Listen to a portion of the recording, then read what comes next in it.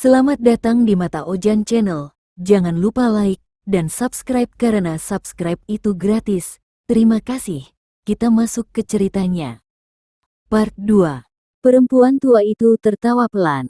Tidak ada jalan lain. Tapi, kalian boleh memilih. Siapa yang akan tinggal? Siapa yang akan dibawa? Dan siapa yang akan dikurung?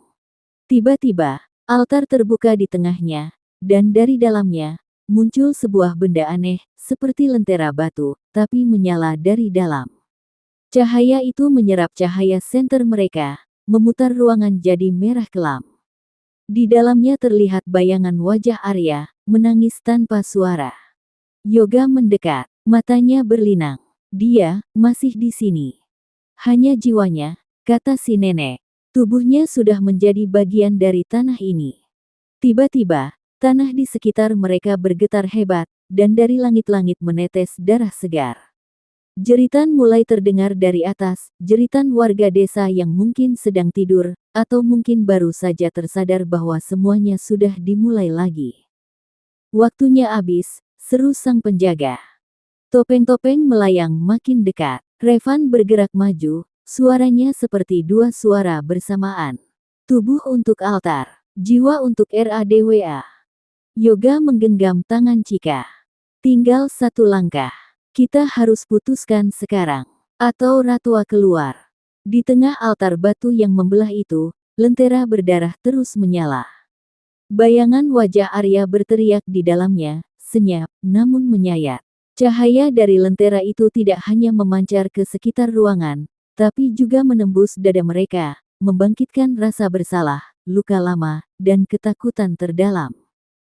Topeng-topeng yang melayang kini membentuk lingkaran sempurna di sekitar mereka. Masing-masing menghadap ke dalam, seolah menjadi saksi atau hakim. Wanita tua penjaga ritual berdiri dengan susah payah. Tubuhnya bergetar, namun suaranya mantap. Ratua tidak akan pergi sampai satu tubuh diberikan dan satu jiwa digenggam. Dua elemen, kunci tertutup, tak bisa kurang, tak bisa lebih. Yoga menatap sekeliling, Revan dengan topengnya berdiri membisu di samping altar, lentera di tengah, dan Cika di sebelahnya, tubuh gemetar tapi tegar. Kalau kita salah pilih, semua orang di luar sana bakal jadi korban. Kalau kita gak pilih, kita semua habis duluan. Tapi kalau kita pilih, siapa yang tinggal? Keheningan merayap. Cika melangkah maju. Napasnya berat. Kalau harus ada yang tinggal, biar aku. Jangan. Bentak Yoga, menariknya mundur. Kita gak main pengorbanan di sini. Lo punya anak perempuan, yo. Lo punya keluarga di rumah. Gue sendirian. Yoga menatap mata Cika. Justru karena itu, lo satu-satunya orang yang bisa bikin gue inget bahwa kita masih manusia di tengah semua ini. Mereka saling diam, sementara detak dari lentera makin cepat. Seperti jantung yang sedang menunggu ajal. Tep, tep, tep. Tiba-tiba, suara Arya terdengar dari lentera itu. Kali ini jelas. Jangan pilih siapa-siapa. Dia menipu kalian. Semua mata membelalak. Si wanita tua tiba-tiba menjerit. Diam, kau sudah jadi miliknya. Tapi lentera itu meledak dalam cahaya putih mendadak, memecahkan ilusi yang melingkupi ruang bawah tanah itu. Gambaran altar menghilang. Revan tumbang ke tanah, topeng terlepas dan hancur. Topeng-topeng yang melayang jatuh ke lantai, seperti boneka kayu. Dan si wanita tua, menghilang jadi kabut hitam, terserap ke tanah. Mereka bertiga jatuh terduduk. Arya kini terbaring di tengah lingkaran ritual, matanya tertutup, tapi napasnya kembali. Cika memeluk tubuhnya. Arya. Matanya terbuka pelan. Aku lihat semuanya, dan itu semua manipulasi. Ratua butuh kita percaya. Tapi selama gak ada yang rela menyerahkan diri sepenuhnya, dia tetap terjebak di batas. Kita cuma perlu bertahan. Revan mengerang pelan. Ia membuka matanya. Apa yang terjadi? Yoga bangkit. Matanya menyapu sekeliling altar yang kini tampak seperti ruang tua biasa, dingin, penuh ukiran tapi tak lagi hidup. Dia gagal, gumam Yoga. Ratwa gagal dapetin yang dia mau. Dan perlahan, topeng-topeng yang jatuh membusuk, berubah jadi abu. Lentera hancur menjadi pecahan batu. Dinding ritual retak dan terbelah. Di atas sana, pagi mulai datang. Cahaya matahari masuk pelan lewat celah lorong. Mereka bertiga saling pandang, tubuh gemetar tapi utuh. Mereka selamat untuk saat ini. Tapi sebelum mereka naik, suara dari bawah tanah itu terdengar sekali lagi, lemah, jauh, tapi jelas. Bukan sekarang, tapi aku akan kembali ketika kalian mulai melupakan. 3 hari setelah malam itu, Chika, Yoga, Arya, dan Revan akhirnya berhasil meninggalkan desa terkutuk tersebut. Mereka tak banyak bicara sepanjang perjalanan. Mobil mereka sempat mogok 2 kali, seperti enggan membawa mereka pergi. Tapi mereka akhirnya keluar, melewati gapura desa yang kini tak lagi berdiri. Hanya tiang setengah terbakar yang tersisa. Tak ada sambutan, tak ada tanya. Seolah dunia luar tak pernah tahu mereka sempat hilang. Semua terasa terlalu normal. Mereka sepakat untuk tidak pernah mengunggah rekaman itu. Kamera, memory card, drone, semua dibakar oleh Yoga di tempat sepi saat malam pertama di kota. Tak ada salinan, tak ada jejak digital, tapi ada sesuatu yang tak bisa mereka musnahkan, ingatan. Chika mencoba kembali bekerja, tapi setiap malam, ia bermimpi tentang tanah merah, dinding yang berdarah, dan suara lentera yang berdetak seperti jantung. Kadang ia bangun dengan tangan berlumuran tanah, meski ia tidur di atas kasur bersih. Arya, yang paling lama, hilang, menjadi pendiam. Ia sering berdiri di balkon apartemennya, menatap langit malam, seperti menunggu sesuatu. Sedangkan Revan, belum sepenuhnya sembuh. Ia bisa bicara, bisa makan, tapi ada hari-hari di mana ia hanya duduk menatap cermin. Di malam-malam tertentu, ia bicara dengan dirinya sendiri, menggunakan suara pelan, seperti bisikan perempuan. Yoga tahu ini belum selesai. Karena ia juga mendengar sesuatu. Setiap malam, pukul 3:03 pagi, lonceng kecil berdentang. Bukan dari jam atau ponsel, tapi dari dalam telinganya sendiri. Dan malam keempat, ia mendapat mimpi yang tak seperti mimpi. Ia berdiri di tengah altar, sendirian. Di sekelilingnya, topeng-topeng kayu menggantung tanpa tali, melayang pelan seperti bernafas. Dan dari kegelapan, Ratwa muncul. Perlahan, tersenyum. Kalian pikir kalian pulang. Bukan begitu cara cerita ini berakhir. Yoga terbangun dengan keringat dingin, dan saat melihat tangannya, ada ukiran simbol lama di sana. Simbol ritual. Bukan tinta, tapi darah. 3 minggu berlalu sejak mereka kembali dari desa itu. Luka fisik mulai sembuh, tapi luka dalam masih diam di balik dada. Masing-masing mencoba menjalani hidup seperti biasa. Mereka saling menghindar. Tak ada lagi obrolan soal YouTube, kamera, atau eksplorasi. Namun pagi itu, saat Chika membuka ponsel dan membuka YouTube secara iseng, jantungnya berhenti berdetak sejenak. Video berdurasi 3 menit dan 3 detik muncul di tab trending. Judulnya sederhana, rekaman yang tak pernah diunggah, dari desa itu. Thumbnailnya menampilkan tangga bawah tanah, dan lentera batu berdarah. Chika menjatuhkan ponsel. Tangannya gemetar. Ia segera menelpon Yoga, tapi tak diangkat. Lalu ia hubungi Arya. Tak aktif. Akhirnya, ia membuka video itu. Tak percaya, tak mau percaya. Tapi rasa takut justru menuntunnya untuk tahu. Video dimulai tanpa intro. Hanya layar hitam dan suara napas berat, seolah direkam dengan mikrofon rusak. Lalu perlahan, gambar muncul. Bukan dari kamera mereka. Sudutnya berbeda. Seolah seseorang, atau sesuatu, merekam dari tempat lain. Adegan memperlihatkan Revan saat kerasukan di dalam rumah ritual. Tapi yang lebih mengerikan, kamera bergerak. Berputar, seolah mengelilingi tubuh Revan dan Chika dari sudut yang tak mungkin dijangkau manusia. Suaranya diputar lambat, distorsi berat. 1 telah kembali. 2 telah dipilih. Jika kalian menonton ini, kalian adalah yang berikutnya. Di akhir video, muncul gambar wajah Ratwa, bukan seperti yang pernah mereka lihat. Kini ia tak lagi buram. Ia memiliki bentuk yang utuh. Matanya 3, terbuka semua. Mulutnya tersenyum terlalu lebar, dengan suara anak-anak bernyanyi di latar belakang. Komentar ditutup, like dan dislike dinonaktifkan. Tapi jumlah views terus bertambah. 100.000, 200.000, 500.000. Dan saat Chika membuka email channel lama mereka yang telah dihapus, ada satu email masuk dari pengirim anonim. Terima kasih sudah membuka pintu pertama. Kami akan lanjut dari sini. Hari itu juga, Revan ditemukan duduk di tengah kamarnya, tubuhnya menghadap tembok. Di tangannya tergenggam sebuah topeng kayu. Yoga ditemukan tak sadarkan diri di parkiran. Di telinganya, darah mengalir.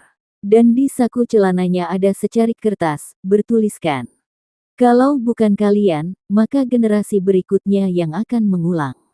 Arya menghilang. Chika tahu, semuanya sedang dimulai kembali. Dan yang lebih mengerikan, dia tak bisa menghapus video itu. Karena videonya tidak diunggah dari akun siapapun. Hari itu, pukul 3:03 pagi, Chika terbangun lagi dengan jantung berdebar. Sejak video misterius itu muncul, hidupnya terasa seperti dipantau. Ia sudah menonaktifkan semua media sosial, membuang ponsel lamanya, bahkan mengganti laptop. Tapi tetap, sesuatu mengikutinya. Dan pagi itu, saat membuka laptop baru tanpa akun, tanpa login, YouTube otomatis terbuka. Channel lama mereka, Horoscope ID, aktif kembali. Padahal sudah mereka hapus. Namun yang paling membuat darah Chika membeku adalah jumlah subscribernya, 666. Ia membuka daftar subscriber yang bisa dilihat publik. Tapi tak ada nama yang normal. Hanya ide acak, dan profil tanpa avatar.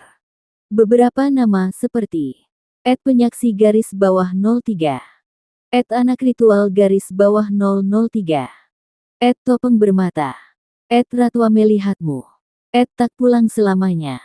Chika mencoba mengklik salah satu akun. Tapi semua akun tidak bisa diakses.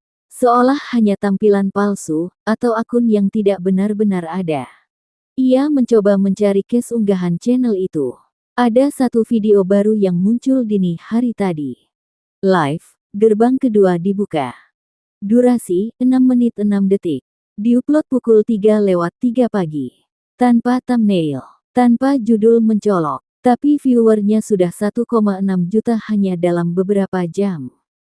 Video itu memperlihatkan sebuah ruangan kosong, dengan tembok tanah merah dan suara langkah kecil berputar-putar di luar kamera. Dan lalu, di menit ketiga, kamera berguncang. Dari balik kegelapan, muncul sesosok anak kecil mengenakan topeng kayu.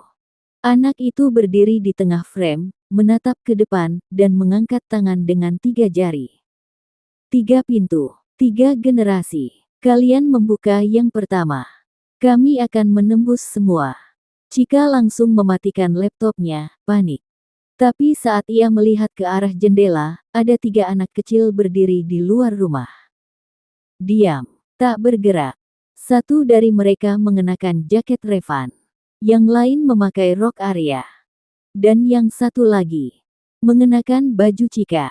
Chika berlari keluar kamar tanpa sempat memakai sandal. Dingin lantai keramik tak seberapa dibanding hawa menusuk yang menyelimuti tubuhnya. 3 anak kecil tadi, yang berdiri di balik jendela, tidak terlihat lagi. Tapi entah kenapa, udara di rumahnya terasa berbeda. Berat, seperti disesaki napas entitas lain. Ia memutuskan keluar rumah, berharap menjauh dari rasa dicekam itu. Jalanan sepi. Tapi ketika melewati kaca mobil tetangganya yang terparkir, ia terpaku. Bayangan dirinya berdiri di belakang. Ia menoleh ke belakang. Tak ada siapa-siapa. Namun bayangan itu masih tertangkap di kaca. Tak hanya itu, bayangan tersebut tersenyum, dan mengedipkan mata. Ini bukan mimpi, bisik Chika pada dirinya sendiri. Tapi suara yang menjawab berasal dari bayangan itu. Kamu tak pernah bangun, Chika. Jantungnya hampir meledak. Ia menjauh dari mobil, berlari ke arah taman kompleks. Tapi langkahnya terhenti saat melihat sosok seseorang duduk di ayunan. Perempuan. Punggung menghadap padanya. Rambutnya mirip, posturnya mirip, bahkan baju yang dikenakannya. Itu adalah baju terakhir yang dipakai Chika saat mereka rekaman terakhir di desa. Dengan gemetar, Chika mendekat. Perlahan, suara ayunan yang berdecit menyayat malam yang hening. Kamu akhirnya datang, ucap sosok itu, tanpa menoleh. Kamu pikir kalian pergi dari desa itu tanpa jejak? Tidak, Chika. Kamu tertinggal di sana. Yang pulang cuma cangkangmu. Sosok itu pun berdiri, perlahan menoleh. Dan wajahnya adalah wajah Chika, tapi pucat, dengan mata hitam legam, tanpa kilau kehidupan. Tubuh Chika ambruk, dunia berputar, segalanya kabur. Namun saat kesadarannya hampir hilang, ia mendengar suara dari entitas itu. Untuk membuka pintu kedua, kau harus kembali. Bawa mereka. Karena yang pertama belum cukup. Revan belum tidur sejak tadi malam. Matanya sembab. Setelah kabar Chika pingsan di taman kompleks dan dibawa pulang oleh warga, ia merasa semuanya sudah jauh melampaui batas. Namun ada satu hal yang terus mengusik pikirannya. Kamera GoPro. Itu adalah kamera kecil yang sempat jatuh ke dalam lumpur saat mereka kabur dari desa. Mereka kira rusak, tapi semalam, Revan, tanpa alasan yang jelas, memutuskan membersihkannya. Dan betapa terkejutnya ia ketika kamera itu menyala, seolah seseorang sudah memperbaikinya lebih dulu. Ia memasukkan memory card ke laptop. Ada satu folder tersembunyi. Di dalamnya, rekaman berdurasi 4 jam tanpa terpotong, mulai dari saat mereka mulai ritual pembukaan gerbang dimensi, sampai kamera mengarah ke wajahnya sendiri. Padahal, ia tidak pernah memegang kamera itu saat bagian itu direkam. Revan menekan tombol play. Layar menampilkan potongan ritual saat mereka diminta menutup mata oleh Raka di tengah lingkaran garam. Tapi kini, video itu menangkap sesuatu yang tak tertangkap oleh kamera lain. Bayangan hitam merayap di belakang mereka satu persatu, membisikkan sesuatu ke telinga mereka. Revan melihat dirinya sendiri tiba-tiba memutar kepala ke arah kamera, padahal itu tidak pernah ia lakukan. Kalian sudah sepakat, suara dalam rekaman terdengar berat, menggaung. Ritual telah dimulai. Tidak bisa dibatalkan. Detik berikutnya, layar menunjukkan mereka semua menari tanpa sadar di tengah lingkaran, seperti dirasuki. Tak satu pun dari mereka ingat kejadian ini. Tapi rekaman itu begitu nyata. Yang paling mengerikan adalah bagian akhir. Satu persatu wajah mereka menghilang dari kamera. Tinggal tubuh yang bergerak, tapi wajahnya kosong, blur, seperti terhapus dari dunia. Revan menggigil. Ia tak tahu harus bagaimana. Tapi saat hendak mematikan video itu, layar laptop menampilkan pesan teks, seperti tayangan interaktif. Langkah pertama telah kamu buka. Gerbang akan terbuka penuh saat darah terakhir jatuh. Jangan abaikan panggilan dari cermin. Cermin. Revan refleks menoleh ke kaca lemari kamarnya. Kosong. Namun ketika ia kembali menatap laptop, ia terlonjak. Bayangan dirinya, di dalam layar, tersenyum ke arahnya. Dan darah mulai menetes dari matanya. Malam itu, angin tak biasa menghempas jendela kamar Dito. Ia tak bisa tidur. Sejak rekaman misterius itu diputar oleh Revan dan dikirim ke grup, pikirannya tak pernah tenang. Satu kalimat yang terus berputar di kepalanya. Jangan abaikan panggilan dari cermin. Ia berdiri di depan cermin kecil yang tergantung di pintu lemarinya. Awalnya, hanya pantulan dirinya yang lelah. Tapi lama-lama, ada yang berubah. Pantulan itu mulai tertinggal. Saat Dito menggerakkan tangannya, bayangannya baru menyusul 1 detik kemudian. Ia mencoba menenangkan diri, menyentuh permukaan cermin. Dingin. Tapi, Pantulan dirinya tersenyum. Dito tidak. Ia mundur satu langkah, namun pantulan itu tetap diam di tempat, tersenyum, lalu mengangkat tangan sendiri dan menunjuk ke arah dada Dito. "Siapa kamu?" bisik Dito. Dan untuk pertama kalinya sejak hidupnya, pantulan di cermin menjawab, "Aku adalah kamu, yang telah dijual ke dalam ritual itu." Cermin bergetar. Suara seperti gemuruh di dalam dinding kamar bergema. Dito menjerit dan berlari keluar kamar.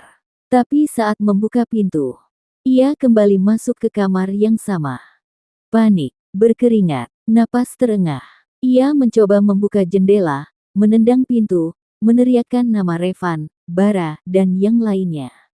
Tapi tak ada suara keluar dari tenggorokannya. Seolah dunia di luar cermin sudah tak bisa mendengar lagi. Di dalam cermin, sosok dirinya berdarah. Mata meneteskan darah pekat. Senyuman melebar, membelah pipi. Satu darah lagi, dan gerbang akan terbuka. Dito mulai menangis. Tapi dari balik cermin, suara lain terdengar, jauh lebih tua, parau, menyerupai bisikan ratusan lidah. "Kalian sudah membuka. Kami hanya menjemput." Seketika itu, dari bayangan di cermin, tangan-tangan menghitam merambat keluar dari sisi kaca, menggapai udara kamar. Dan Dito menghilang. Pagi itu, Bara bangun dengan rasa gelisah. Langit tampak kelabu, padahal semalam tak ada tanda-tanda hujan. Udara lebih dingin dari biasanya, dan entah kenapa, aroma besi tercium di setiap sudut rumah warga yang mereka inapi. Saat mereka berkumpul untuk sarapan, Dito muncul terakhir. Tapi semua langsung merasakan ada yang salah. Dito terlalu diam, terlalu bersih. Terlalu tenang. "Bro, lo nggak apa-apa?" tanya Revan pelan. Dito hanya mengangguk, senyum tipis, tapi tak menjawab. Bahkan matanya tak pernah benar-benar menatap siapapun, selalu kosong, seolah melihat ke balik kepala orang-orang. "Lo semalam kemana aja?" Bara bertanya. Dito menoleh, tapi wajahnya tanpa raut. Seperti topeng. Lalu dia menjawab, lirih. Suaranya datar, tak bernyawa. "Aku selalu di sini." Mereka mencoba menertawakan suasana aneh itu, mencoba menganggap Dito hanya kurang tidur. Tapi saat malam tiba, Dito duduk di depan cermin kamar tamu. Menatapnya selama berjam-jam, tak bergeming. Sampai akhirnya Bara, yang penasaran, mengintip dari celah pintu. Apa yang dilihatnya membuat bulu kuduk berdiri. Bayangan Dito di cermin tidak diam. Ia tersenyum lebar, matanya menatap lurus ke arah Bara, padahal Dito asli di luar cermin tak bergerak. Bara menutup pintu perlahan. Jantungnya berdegup keras. Ia berlari ke kamar Revan dan membangunkannya. Mereka bersama-sama kembali melihat Dito. Tapi saat mereka membuka pintu, cermin itu kosong. Tak ada bayangan. Dan Dito masih di sana, duduk tegak, menatap kaca kosong dengan tangan mengelus-elus permukaannya sambil berbisik. "Sebentar lagi, semua akan masuk." Malam menjelang cepat. Bahkan sebelum azan maghrib sempat terdengar, langit telah pekat seperti tengah malam. Angin berembus aneh, berputar di satu titik, membawa aroma anyir yang menyusup sampai ke ubun-ubun. Warga desa menutup pintu rapat-rapat, memaku jendela dengan kayu dan menyalakan dupa. Mereka menolak bicara, menunduk saat para YouTuber lewat. Tak satu pun bersedia menjawab saat Revan mengetuk dan memohon penjelasan. Yang membuat mereka lebih waspada malam itu adalah suara. Suara dari arah sumur tua di tengah lapangan. Kosong, Revan yang terjaga saat yang lain tertidur, pertama kali mendengarnya. Awalnya hanya suara gemericik air. Lalu seperti ada yang sedang berbisik, semakin lama, suara itu membentuk kata-kata. Revan, penasaran, membuka jendela kamar dan menajamkan telinganya. Dan ia mendengarnya dengan jelas. "Revan, Dek." Suara itu bukan hanya memanggil namanya. Suara itu menyerupai suara ibunya. Lembut, memohon, "Nak, sini, ibu di sini." Revan membeku. Matanya menatap ke arah sumur tua yang tampak samar di kejauhan. Bayangan kelam seperti menyelimuti sekelilingnya. Tapi entah kenapa ia justru merasa tertarik, seolah suara itu mencengkeram logika dan perasaannya, menyeret perlahan-lahan keluar rumah. Ia berjalan keluar tanpa alas kaki. Langkahnya gontai, matanya menerawang. Sementara dari dalam rumah, Bara tiba-tiba terbangun dari tidurnya, keringat membanjiri tubuhnya. Ia bermimpi buruk. Dalam mimpinya, Revan berdiri di bibir sumur, lalu jatuh, ditarik oleh tangan-tangan hitam dari dalam kegelapan. Dengan panik, ia mencari Revan dan menemukan pintu rumah terbuka. "Revan!" Teriakannya memecah malam yang pekat. Saat Bara berlari ke lapangan, ia melihat Revan sudah berdiri di pinggir sumur tua. Tapi bukan itu yang membuat napasnya tercekat. Di belakang Revan, ada sosok perempuan berambut panjang, tubuhnya kurus dan penuh luka, berdiri diam. Wajahnya tak tampak, hanya helai rambut yang menutupi seperti tirai kematian. Dan dari dalam sumur, suara lain ikut menyahut. "Satu turun, satu akan tinggal." Bara tak sempat berpikir panjang. Ia langsung menarik Revan menjauh dari sumur tua yang dingin dan berembus angin bau amis. Tubuh Revan terasa berat, seperti enggan diajak pergi. Tapi saat Bara menatap matanya, ada sesuatu yang salah. Mata Revan hitam seluruhnya. Tak ada putihnya. "Rev," panggil Bara, napasnya masih memburu. Revan menoleh. Lambat, seperti butuh waktu untuk memahami siapa yang memanggilnya. Lalu ia tersenyum, senyum kecil yang terasa asing.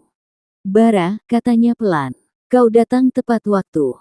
Bara ingin bertanya, ingin memarahi Revan karena hampir saja celaka, tapi sesuatu dalam dirinya menahannya. Cara Revan bicara, seperti bukan Revan. Suaranya mirip, tapi nada bicaranya tenang, datar, dan licin seperti suara yang mengalir dari balik pintu mimpi buruk. Mereka kembali ke rumah, dan Revan langsung merebahkan diri. Tapi ia tak tidur. Ia menatap langit-langit kamar, matanya tak berkedip, bibirnya bergerak seperti menggumamkan mantra. Esok harinya, satu persatu anggota tim menyadari perubahan itu. Revan yang biasanya ceroboh dan cerewet, kini tenang, sangat tenang. Terlalu tenang. Ia duduk memandang hutan, kadang tertawa sendiri. Ia tahu informasi yang tidak pernah mereka bicarakan. Ia menyebut nama-nama warga desa yang belum mereka temui. Saat malam kembali datang, Gendis mengeluh kepalanya berat, dan saat tidur ia bermimpi. Ia melihat Revan berjalan di lorong sempit bawah tanah. Dindingnya basah, darah mengalir dari atas, dan di ujung lorong ada sebuah cermin retak. Tapi yang lebih menakutkan, dalam cermin itu, bukan hanya bayangan Revan yang terlihat, melainkan Revan dan sesosok lain, berwajah mirip, tapi matanya merah, tubuhnya penuh borok, dan berdiri di belakangnya, meletakkan tangan di pundaknya. Saat Gendis terbangun, ia menemukan Revan duduk di sudut kamar, menatapnya. "Tak apa, Gendis," katanya. "Aku masih di sini. Kita semua akan tetap di sini." Malam itu, semua terasa berbeda. Udara begitu pekat, menyesakkan dada. Jam digital di dinding menunjuk pukul 1.57 dini hari. Tapi waktu seakan berjalan lebih lambat dari biasanya. Di luar rumah, suara anjing melolong panjang, tapi di desa ini, tak ada anjing. Gendis tidak bisa tidur. Matanya menatap nanar ke arah langit-langit, sementara Bara masih duduk menulis log kegiatan hariannya. Angga, satu-satunya yang mencoba berpikir rasional sejak awal, mendadak mengunci diri di kamar mandi dan tidak mau keluar. Suara rintihannya terdengar, namun aneh. Seperti suara dua orang bersamaan. Suara Angga, dan suara lain, seperti bisikan yang berlapis-lapis. Revan. Ia duduk di kursi, tak bergerak. Sejak pagi ia tak bicara, hanya menatap keluar jendela, memandangi pohon besar di ujung desa. Pohon yang katanya dulu digunakan untuk menggantung para pemberontak desa, atau, dalam versi cerita yang tak banyak diungkap, pohon itu ditanam di atas pusara dukun yang dibakar hidup-hidup.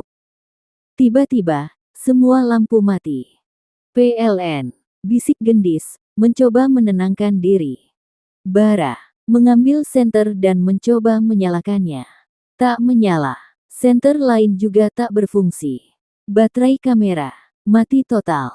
Tiba-tiba, dari dalam kamar mandi, terdengar suara ketukan, 1 kali, 2 kali, 3 kali. Angga. Bara mengetuk pelan pintu itu. Tak ada jawaban. Ia mencoba membuka, terkunci. Tapi dari dalam, terdengar suara Angga. Tapi bukan minta tolong. Ia tertawa. Tertawa rendah, panjang, dan semakin lama semakin nyaring, hingga menggaung ke seluruh penjuru rumah. Dan kemudian, diam. Pintu kamar mandi terbuka sendiri. Perlahan. Berderit panjang. Tapi tidak ada siapapun di dalamnya. Cuma sebuah tulisan di cermin yang berembun. Tulisan yang perlahan muncul sendiri. Sisa 3 jam. 1 jiwa akan mati. 1 tubuh akan diambil. Sisanya akan melihat. Udara di luar berubah drastis. Hawa dingin yang menusuk tak wajar menyelimuti rumah itu, padahal tak ada angin malam yang berhembus. Di luar jendela, kabut menghalangi pandangan mereka bahkan hanya untuk melihat 2 meter ke depan. Segalanya tampak mengabur, seperti terhapus perlahan dari dunia nyata. Bara, dengan langkah gemetar, keluar membawa kamera yang sudah tidak berfungsi. Ia tidak tahu lagi untuk apa, hanya butuh sesuatu untuk digenggam agar tetap waras. Gendis menyusul di belakang, menyalakan lilin kecil dari dapur. Lilin itu menyala, namun nyalanya seakan tersedot oleh kegelapan yang lebih lapar dari malam itu sendiri. Revan masih diam di sudut. Tapi kali ini, dia menangis.